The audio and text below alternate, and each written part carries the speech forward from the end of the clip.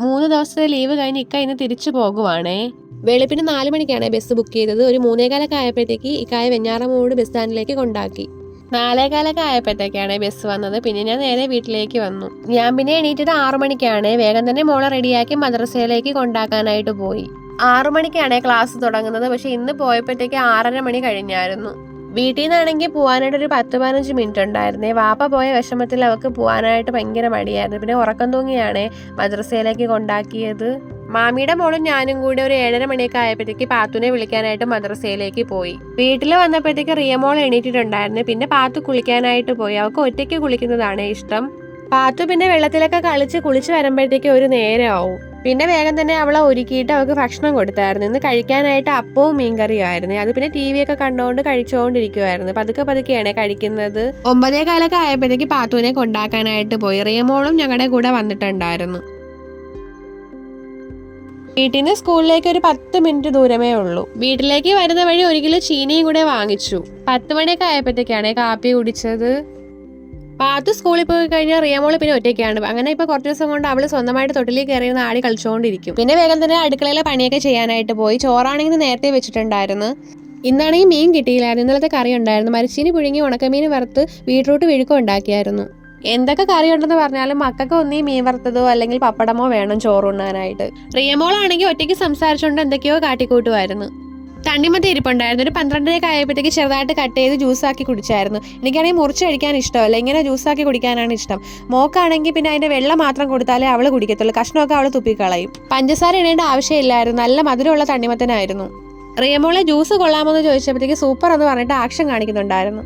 രാവിലെ കുറച്ച് പാത്രങ്ങളൊക്കെ കഴുകി വെച്ചതുകൊണ്ട് ഉച്ചയ്ക്ക് കുറച്ച് പാത്രമേ കഴുകാനുണ്ടായിരുന്നുള്ളൂ. പിന്നെ പെട്ടെന്ന് തന്നെ അതൊക്കെ കഴുകി അടുക്കളയൊക്കെ ഒതുക്കി ക്ലീൻ ആക്കി.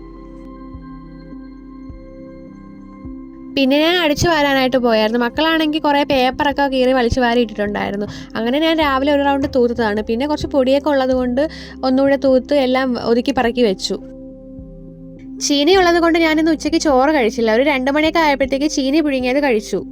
ഇപ്പം കുറച്ച് ദിവസം കൊണ്ടാണെങ്കിൽ ഞാൻ എവിടെ പോകാനായിട്ട് ഇറങ്ങിയാലും റിയമോളാണെങ്കിൽ എൻ്റെ കൂടെ വരാനായിട്ട് എനിക്ക് മുമ്പേ ഇറങ്ങും. ഞാനാണെങ്കിൽ അവളുടെ അടുത്ത് വരണ്ടാന്ന് പറഞ്ഞിട്ടും എൻ്റെ അടുത്ത് അടി കൂടിക്കൊണ്ട് ഫ്രണ്ടേ നടന്ന് പോകുമായിരുന്നു. വൈകുന്നേരം പാത്തു സ്കൂൾ ബസ്സിലാണ് വരുന്നത്. ഒരു 3:15 ആകുമ്പോഴത്തേക്ക് അവളെ ബസ് വരും. പിന്നെ അവളെ വിളിക്കാനായിട്ട് വീടിൻ്റെ കുറച്ച് മുകളിലോട്ട് കയറി നിൽക്കണം. അവളെ കണ്ടപ്പോൾ തന്നെ റിയമോളാണെങ്കിൽ ഓടിച്ചെന്നു. ഇടയ്ക്കിടയ്ക്ക് എന്നോട് ചോദിക്കും, പാത്തു വരാറായോ, പാത്തുവിനെ വിളിക്കാൻ പോകണ്ടേന്ന്. റിയമോളാണെങ്കിൽ പിന്നെ പാത്തുവിൻ്റെ അടുത്ത് എന്തൊക്കെയോ കാര്യങ്ങളൊക്കെ പറഞ്ഞുകൊണ്ട് പോകുന്നുണ്ടായിരുന്നു. സ്കൂള് വിട്ട് വരുമ്പോഴത്തേക്ക് അവളൊന്നും രാവിലത്തെ കാപ്പിയാണ് കഴിക്കാറ്. പക്ഷെ ഇന്ന് കുറച്ച് സ്നാക്സും മിഠായിയൊക്കെ ഉള്ളതുകൊണ്ട് അത് കഴിച്ചു. 4:30 മണിക്കാണ് ട്യൂഷൻ തുടങ്ങാറ്. പക്ഷെ എന്നും അവള് പോകുമ്പോഴത്തേക്ക് 5 മണി കഴിയും. ട്യൂഷനാണെങ്കിൽ വീടിൻ്റെ അടുത്ത് നിന്ന് കുറച്ച് പോകാനുണ്ട്. അപ്പം ഞാനല്ലെങ്കിൽ ഉമ്മ എന്നും കൊണ്ടാക്കി കൊടുക്കും.